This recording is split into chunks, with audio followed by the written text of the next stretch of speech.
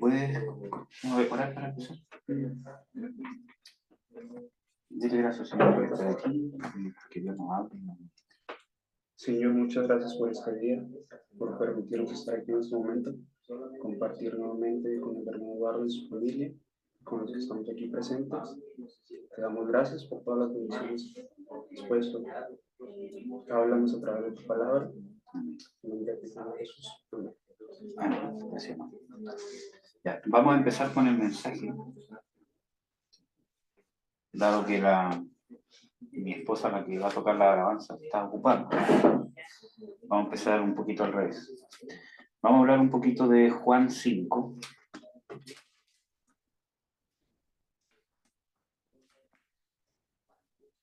Ya estaba leyendo y Dios me trajo este pasaje al corazón.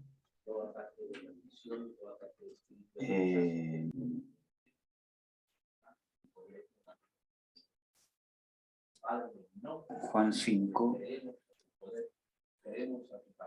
Déjenme ver. Que aquí tenía anotado así.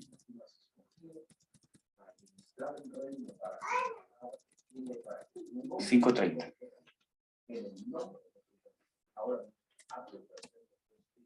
Se conectó la hermana.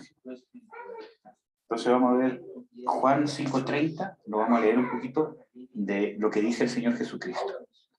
Dice: no puedo yo de mí mismo hacer nada, como oigo juzgo y mi juicio es justo, porque no busco mi voluntad, mas la voluntad del que me envió, del Padre. Si yo doy testimonio de mí mismo, mi testimonio no es verdadero. Otro es el que da testimonio de mí, y sé que el testimonio que da de mí es verdadero. Amén. Entonces, yo quería poder hablar un poquito, para intentar que sea bien corto, en realidad, de que aquí el Señor Jesucristo, para que nuestro juicio sea justo, es necesario que nosotros busquemos la voluntad de Dios en todas las cosas que hacemos. Y esto es más práctico de lo que uno cree, porque ¿cómo se llama? No tiene que ver con el servicio en sí, que voy a ministrar, que voy a orar, que voy a dar una prédica, que voy a dar, ¿cómo se llama?, un mensaje, sino que es parte, cuando habla acá del juicio, realmente está hablando de nuestro razonamiento, cómo yo juzgo las cosas. Nosotros, nuestra percepción de nuestro entorno, de cómo nos hablan, con el tono que nos hablan, de las cosas que pasan, nuestra percepción es nuestro juicio. Cómo nosotros juzgamos las cosas que pasan. ¿Cómo se llama? Por ejemplo, si hay una persona que tiene, ¿cómo se llama?, heridas, ¿cierto? Es una persona que con cualquier cosa se siente mal. Porque yo le digo, no, ¿sabes que no haga eso? Ay, me sentí mal, que me ofendió, que me habló muy brusco. Entonces, su juicio está empañado por alguna situación que tiene en su vida no resuelta. Y eso nos estorba para el servicio a Dios, porque nuestro juicio va a estar, siempre va a tener una tendencia, por causa de cosas que no hemos resolvido con el Señor Jesucristo, que no tiene nada que ver con nuestra personalidad, que es otra cosa. Nuestra personalidad, todo, ¿cierto? Hay algunas personas que son más calladas, otras que son más, ¿cómo se llama?, enérgicas, otros, ¿cierto?, que hablan de más duros, ¿cierto?, otros que son más pausados. Eso es otra cosa, que tiene que ver con mi personalidad. Pero lo otro es cuando mi juicio se ve afectado. Cuando un cristiano empieza a convertirse, lo que Dios quiere es que tenga el mismo juicio de Dios, independientemente que nuestras personalidades sean diferentes. Que mi personalidad no influencie sobre el juicio que voy a tomar. Y eso se logra a través del discipulado. Y a través de cómo Dios me va tratando. Y a través que yo también tenga un trabajo activo en descubrir las cosas que nublan mi juicio. ¿Cómo se llama? Jesús dice de que si nuestro ojo está en tinieblas, que nuestro ojo es la luz de nuestra alma, dice esto. Si nuestro ojo está en tinieblas, ¿cuánto más serán nuestras mismas tinieblas? ¿Cierto? Entonces, lo que es cierto, el Señor Jesucristo dice, si la parte en ti que debería ser luz, o sea, ¿cómo se llama?, que tendría que tener un buen juicio, está llena de tinieblas, o sea, todas las personas tienen una parte que es peor que otra. Entonces, si es así, tu ojo, cuando habla el ojo está hablando de cómo juzgar las cosas. Entonces, ¿cuánto más van a ser las mismas tinieblas que todos tienen? O sea, más en tinieblas vas a estar. Entonces, lo que Jesús nos habla de que nuestra forma de percibir las cosas tiene que estar en luz, independientemente de nuestra personalidad. Y eso es sumamente importante porque yo tengo una identidad con Cristo donde mi personalidad va a ser única en comparación con las otras personas. Pero el juicio de todo cristiano debería ser el mismo. ¿Cómo se llama? Por ejemplo, para juzgar una situación, los cristianos deberíamos juzgar igual las mismas cosas. Por ejemplo, ¿cómo se llama? Lo que pasa en el país, por ejemplo. Pasa una, ¿cómo se llama? Injusticia o, ¿cómo se llama? Cualquier cosa. Los cristianos automáticamente deberían tener la misma percepción de lo que está pasando. Porque se supone que tenemos el mismo juicio. Entonces, pero ¿cuándo no pasa eso? Cuando no pasa lo que saca acá. Dice, mi juicio es justo porque no busco mi voluntad, más la voluntad del que me envió, del Padre. Entonces, ¿cómo vamos a transformar que mi juicio sea el juicio de Dios y el mismo del cuerpo de Cristo con un cristiano que está acá, con un cristiano que está en China, con un cristiano que está en Japón? ¿Cierto? Va a ser cuando yo deje de buscar mi propia voluntad, mi beneficio por las cosas que hago, y empiece a buscar la voluntad del Padre. Ejemplo, si yo tengo un problema con un hermano o con una hermana, ¿cierto? Hay algo que me parece mal, que no me pareció, que cómo me habló, que cómo me dijo, que lo que está haciendo, etcétera, etcétera. Lo que voy a decir, por muy cierto que sea, ¿qué persigue lo que voy a decir? ¿Cómo se llama? ¿Un desahogo? O simplemente es que voy a encarar al hermano para que aprenda, voy a encarar porque tiene que aprender, etc. Pero ¿es la voluntad de Dios? ¿Persigue un propósito de Dios? Y para eso necesitamos lo primero que dice acá. No puedo yo de mí mismo hacer nada. Como oigo, juzgo y mi juicio es justo. Nuestra transformación debe llegar de manera tal que tenemos el ejemplo del Señor Jesucristo, cuando Él dice, no puedo yo de mí mismo hacer nada. Las convicciones llegan a ser tan profundas que llega un momento que ya no las puedes quebrantar. Y eso no es que Dios haya estado en una obligación con Jesús. Eso es algo propio de Jesús, es una convicción interna de Jesús. Es algo que para Él era inconcebible hacer algo que no fuese la voluntad del Padre. Era un impedimento. O sea, llegó una convicción tan profunda que Él era un impedimento para Él hacer algo que no fuese la voluntad de Dios. Y muchas veces esa es la condición que no tenemos nosotros, porque hay muchas veces de que yo tengo que luchar por hacer la voluntad de Dios porque quiero hacer otra cosa. Y tengo que estar luchando, tengo que estar... que es parte de nuestro proceso. Pero tengo que aspirar a que llegue un momento que mis convicciones pasen a ser certezas a tal punto que yo pueda decir, ¿sabes qué? No puedo hacer eso. ¿Por qué? Porque no puedo. O sea, es inconcebible para mí, por ejemplo, hacer algo que no sea la voluntad de Dios. Por ejemplo, mentir, robar, el sexo, ¿cierto? El dinero mal habido, todo lo demás. Digo, ¿sabes qué? No puedo. Y tenemos un ejemplo ¿cómo se llama? De José, cuando fue tentado por la esposa de Potifar, ¿cierto? Lo voy a buscar.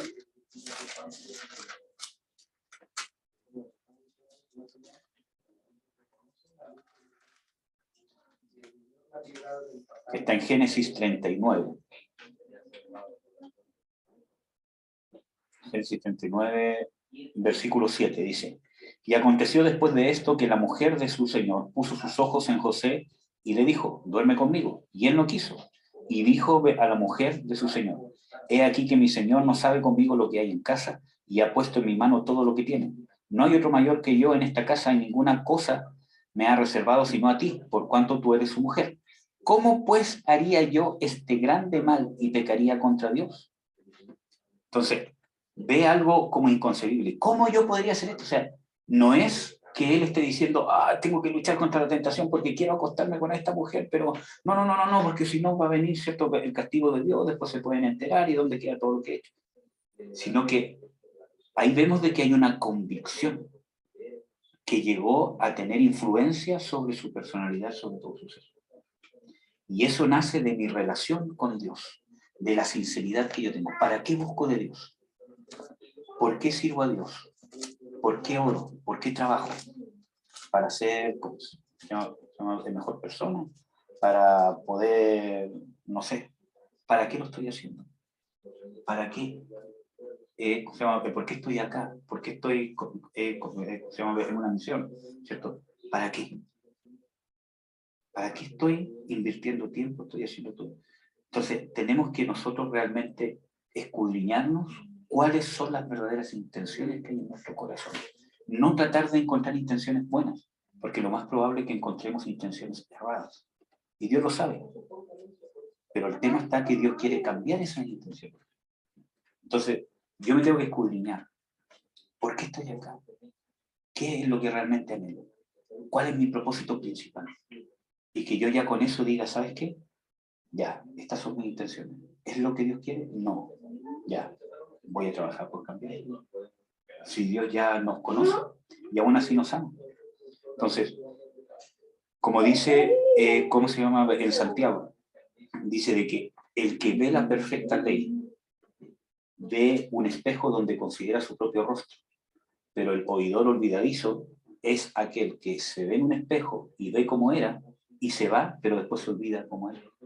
Entonces, la Biblia nos muestra un espejo como somos. La Biblia muchas veces nos muestra lo bien que somos y es parte de las funciones de la palabra de Dios y es parte de lo que Dios quiere hacer muchas veces. Nos muestra lo que realmente somos, con el propósito de que nos volvamos. No de que digamos, soy vil, soy mal, no sirvo, me tengo que ir, tengo que dejar de hacer esto. No, porque Dios ya lo sabe. Murió sabiendo todo lo vil que éramos, ¿cierto?, en la cruz y no se avergonzó de nosotros. Y aún así nos encontró y todos estamos aquí porque Dios tuvo misericordia de nosotros. Entonces, Dios no se va a avergonzar, decir, sí, viste que eres malo eres. No, Dios ya lo sabía. La idea es que la Biblia nos lo muestre para que nosotros tomemos cartas en el asunto. Entonces, cuando yo me encuentro con esas cosas, aquí dice que esto está mal, sí, Señor, ya, me arrepiento y voy a confiar que tú estás trabajando en mí. Y voy a hacer todo lo necesario por usar las herramientas que tú me das para que mi carácter sea transformado. Entonces, por eso que Jesús puede decir, no puedo hacer nada de mí mismo. Porque su convicción llegó a ser tan profunda que era inconcebible para Jesús hacer algo que no fuese lo que el Padre le dijera. Por eso que llegamos al punto que Jesús pudo morir en la cruz. Sin titubear. Porque lo que vivió Jesús en el huerto no fue una duda de ir a la cruz. Fue confirmar que la voluntad de Dios era que en ese momento era el día y la hora en que él tenía que pagar el precio. Entonces, ¿cómo llegó a tener un hombre una convicción tan grande? A través de que las convicciones se transformaron en certezas. Cuando yo tengo una convicción como cualquier otra persona, porque hay muchas personas que tienen convicciones y mueren por sus convicciones, los musulmanes, los comunistas y cuántas otras cosas más. Pero cuando se hace una certeza es cuando yo tengo una experiencia con Dios, a tal manera que Dios me convence que esa convicción que tengo es la verdad. Y que es inconcebible que no sea. Y eso lo voy a lograr a través de mi relación con Dios y a través que yo vaya trabajando en cuáles son las intenciones. ¿Para qué me congrego? ¿Para qué oro? ¿Para qué leo la Biblia?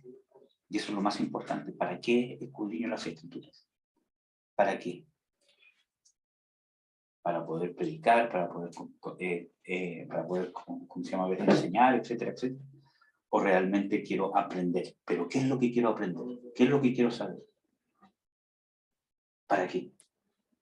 Es que quiero ser, ¿cierto? Quiero ser, ¿cómo se llama? Un mejor hombre o, ¿cómo se llama? Una mejor mujer. ¿Pero para qué? No, para ser un buen esposo, para ser un buen padre, para ser un buen pastor, para ser un buen ministro, para ser un buen siervo. Ya, pero ¿para qué? Tengo que encontrar el propósito que trasciende todas esas cosas. Porque todas esas otras cosas de ser esposo, ser padre, son cosas que van a perecer, son cosas que van a pasar.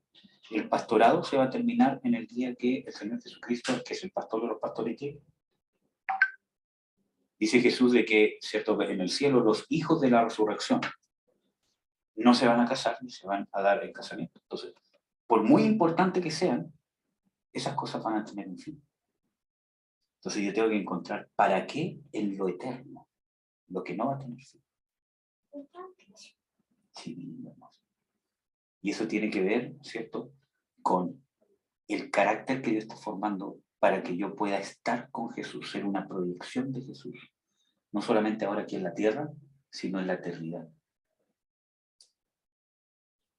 En eso me tengo que transformar. Porque si no lo logro ahora que estoy en la carne, no lo voy a lograr después de resucitar. Porque el tiempo es ahora. Aquí, en la tierra, se forma el carácter que va a reinar. Y eso lo vemos en las Escrituras. Cuando Dios habla de, ¿cómo se llama? La parábola de, ¿cómo se llama? De los talentos, ¿cierto? ¿Cómo se llama? Uno tenía 5, a uno le dio 5, a otro 2, a otro 2, a otro 1. Cuando vuelve el rey, que es la segunda venida, ¿cierto? Al que tenía 5 y lo multiplicó por 10, ¿los puso sobre qué? Sobre 10 ciudades. ¿Y qué nos prometen las Escrituras? Nos dice de que los que perseveren hasta el fin, yo le daré autoridad para que rijan las naciones con vara de hierro como yo la he recibido de mi Padre. Entonces la autoridad compartida de Dios no es solamente para tener un ministerio acá en la tierra, no es solamente para, ¿cómo se llama? El llamado que Dios me tiene acá, trasciende lo terrenal.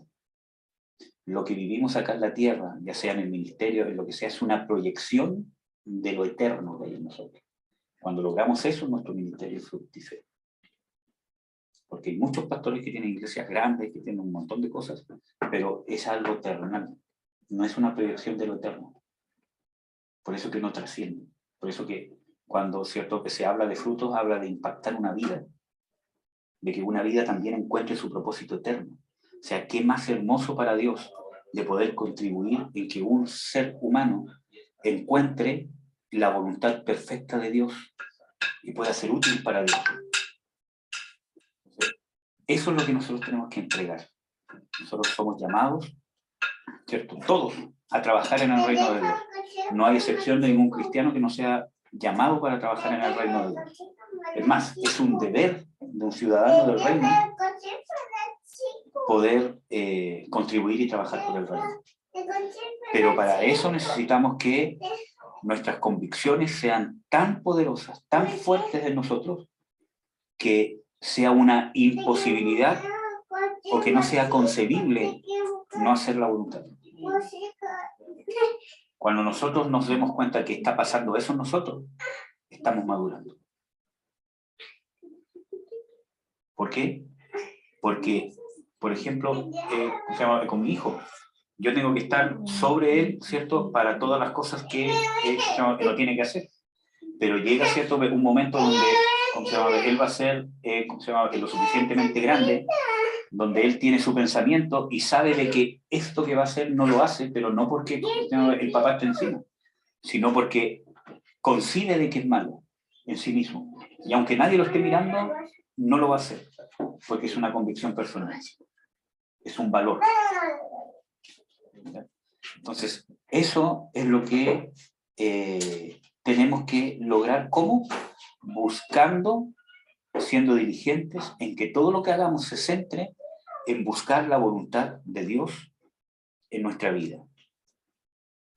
Nuestro juicio realmente es voluntad de Dios cómo percibimos las cosas, cómo las razonamos, cómo las expresamos. Está de acuerdo, ¿cierto?, a la voluntad de Dios, persigue la voluntad de Dios, porque los cambios más profundos empiezan de adentro, no de afuera. Entonces, nos tenemos que analizar a nosotros mismos profundamente.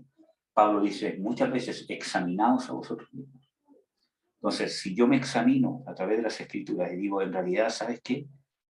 Hay estas cosas malas que yo sé que tengo. Y las pongo a los pies del Señor Jesucristo y empiezo a tener conciencia de que tengo que trabajar en esas cosas, que quizás son mis debilidades.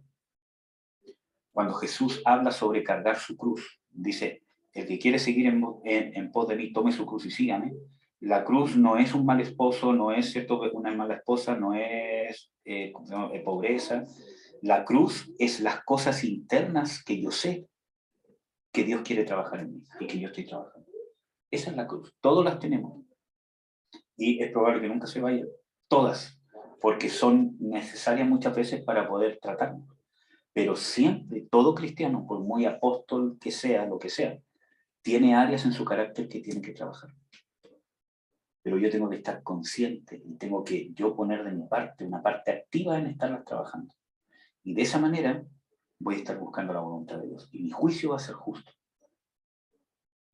Porque voy a juzgar las cosas y voy a poder hacer un lado todas las cosas que sé que estoy, ¿cómo se llama?, luchando con ellas. Miren, hermano,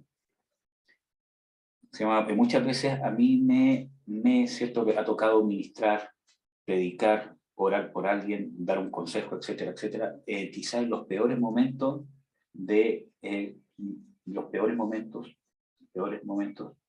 ¿cómo se llama?, de mi vida, con tristeza, con angustia, con rabia, con un montón de cosas, por, ¿cómo se llama?, situaciones externas. Y han sido las veces que Dios más me ha usado. ¿Por qué? Porque no es algo a lo que estoy entregado. Es algo que sé que es mi carne. Lo niego, lucho contra ello. Y cuando llega el momento, sé que esas cosas no tienen que influenciar sobre el juicio que voy a hacer. Y aparece el juicio de Dios. Pero eso se obtiene por medio de la práctica. Por ejemplo, ¿cierto?, en Hebreos 5:14 dice de que los maduros o los perfectos son aquellos que por la práctica o por el ejercicio han ejercitado sus sentidos en el discernimiento del bien y del mal.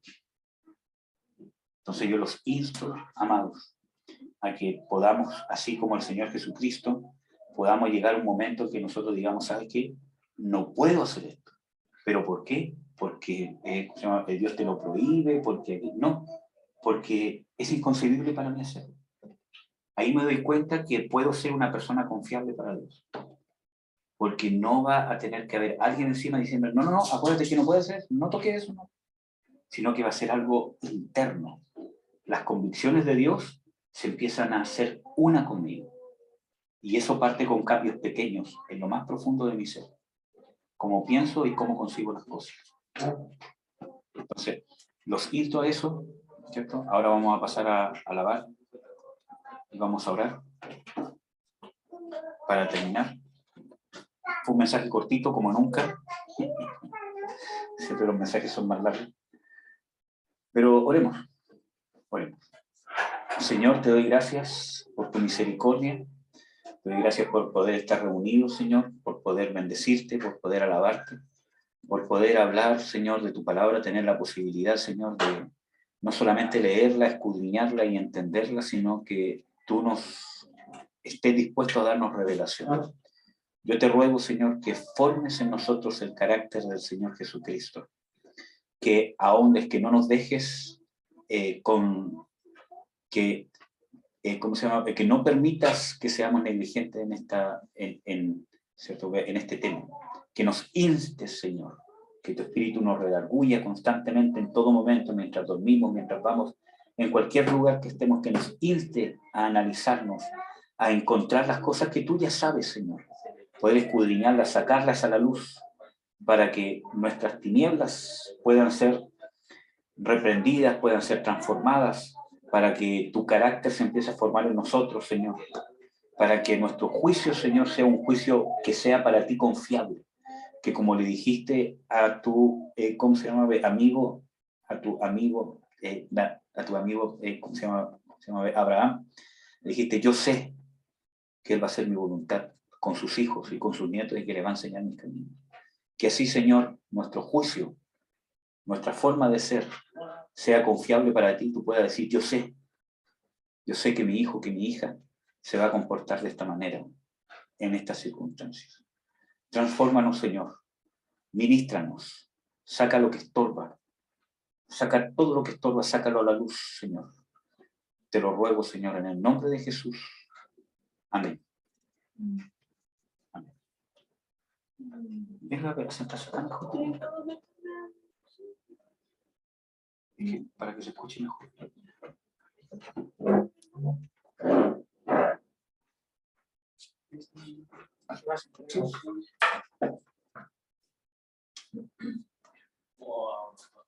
Felicidades.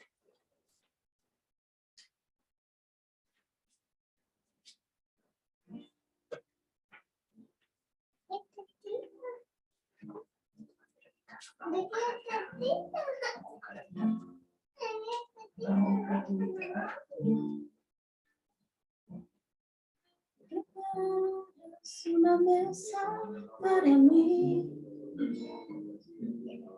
en presencia de quien viene contra mí. Cuerpo y sangre vertiste tú por mí, así peleo mis batallas.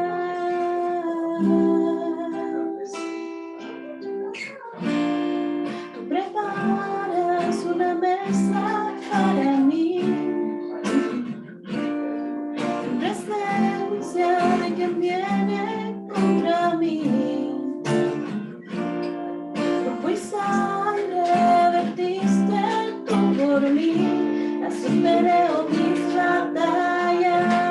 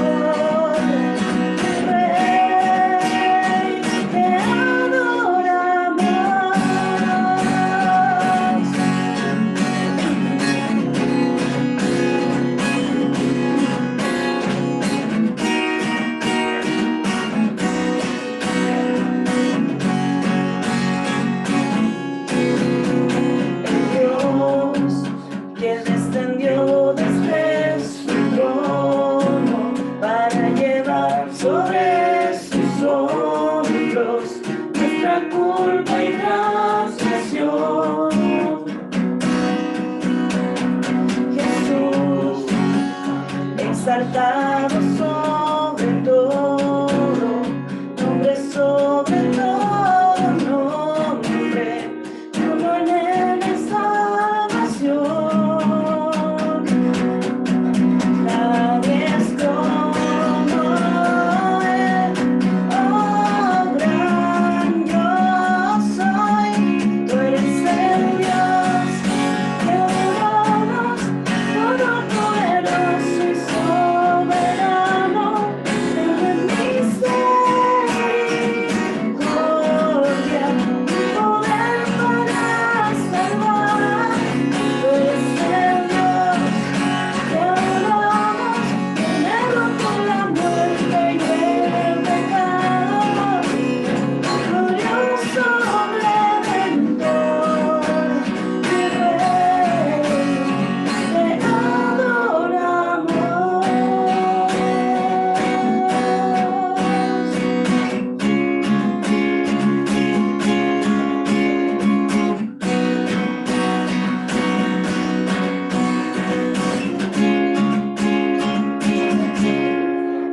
A él sea la gloria y el poder, todo es de él y para él. A él sea la gloria y el poder, todo es de él y para él. Tú eres el Dios que adoramos, todopoderoso y soberano, grande en misericordia y poder para salvar. Tú eres el Dios que adoramos, quien derrotó la muerte y el pecado, glorioso Redentor y Rey, te adoramos.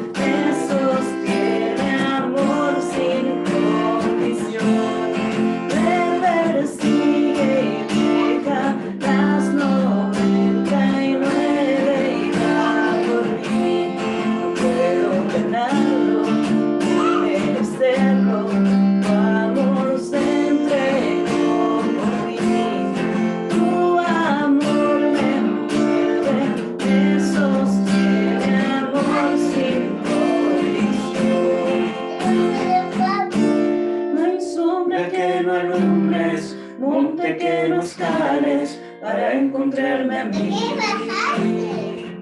No hay pared que no derrumbes, cadena que no rompas para encontrarme a mí.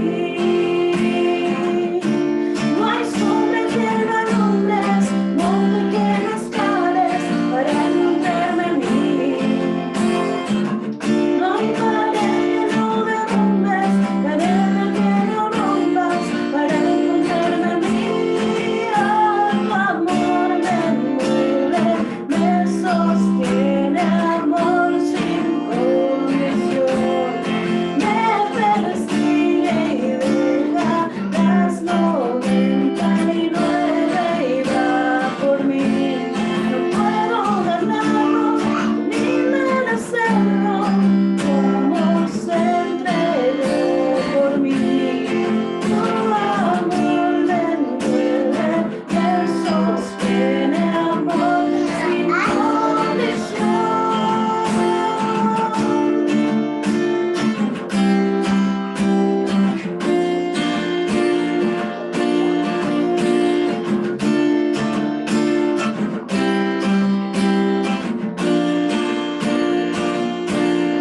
Tu amor me envuelve, me sostiene, amor sin condición. Me persigue y deja las 99 y va por mí. No puedo ganarlo ni merecerlo, tu amor se entregó por mí. Tu amor me envuelve, me sostiene, amor sin condición.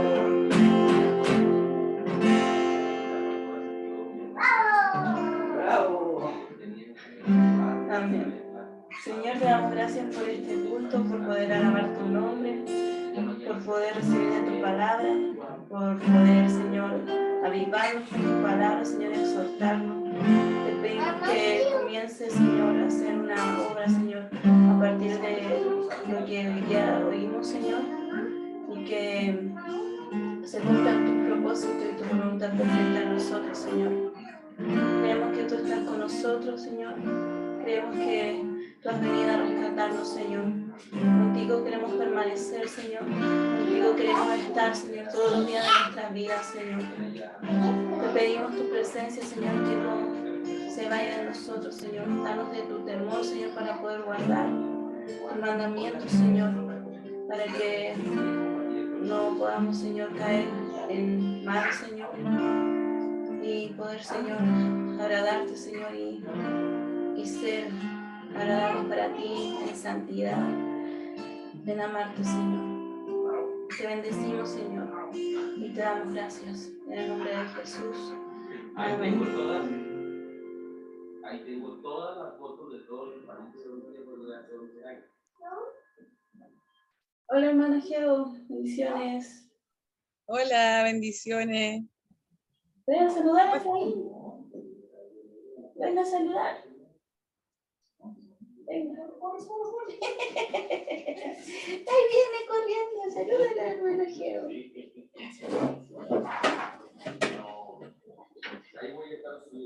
Salúdala, salúdala. Salud, hijo. Hola, precioso, hermoso. Que el Señor te bendiga. Hermana Jehová. Hola, Dijo hermana Jehová. Hola, precioso. hermana, ¿cómo estás? Salúdala. Bien, hoy mil disculpas. La verdad que el sábado pasado justo llegaron todos los pedidos de una y no pude conectarme. Mi hermana no ¿Ah? quiere. No te preocupes. No, Efraín, que quiere jugar al caballito blanco. No pude, de verdad que lo eché de menos ese día. Me conecté y de ahí llegó a todos los pedidos de una y cuando terminé ustedes ya se habían ido. No te preocupes, hermana. Lo importante es Así que que hoy puedas día- darte el tiempo de conectarte como lo has estado haciendo. No importa si Me no apuré tienes nada. mucho, hoy día me apuré en hacer todo para poder conectarme. Ay, qué lindo. No te preocupes, hermano. Si sabemos que te Se has le echó de esforzado por menos, poder congregarte. la verdad que se le echó harto de menos. La verdad que es como, no, de verdad, es como que uno se queda con eso durante el día, pues entonces igual dije, pucha, no lo pude, ni siquiera pude escuchar porque llegaron todas las cajas de una. Estás trabajando, pues, hermana, no te preocupes, si se entiende. Sí, pues no, que hoy día, por ejemplo, no hay pedido, pues, pero el sábado pasado sí llegó de una. Llegó todo así, pero en filita. Qué bueno igual. Pues, Que, trabajo, que no falte el trabajo, eso es lo importante. sí, no, la verdad es que gracias, Señor, porque tengo un trabajito y la verdad es que, porque además uno lo escucha, pues uno igual comparte. Yo dije, pucha, durante la semana, el viernes, yo llego tarde a la casa, llego a las 10 prácticamente. Entonces, como el momento que me queda para tomar once y compartir con mis hijas, entonces no Claro. podía. ¿Qué trae en la cabeza? ¿Y ustedes cómo están, chiquillos? Yo estaba muerta de la risa aquí durante la alabanza. Andaba gateando Eduardo con el bebé encima. Y yo aquí cantando y no me podía concentrar. Tienen que dejar de grabar, están grabando todavía. Ah, ya. Amor, ¿cómo es esto? Ahí está.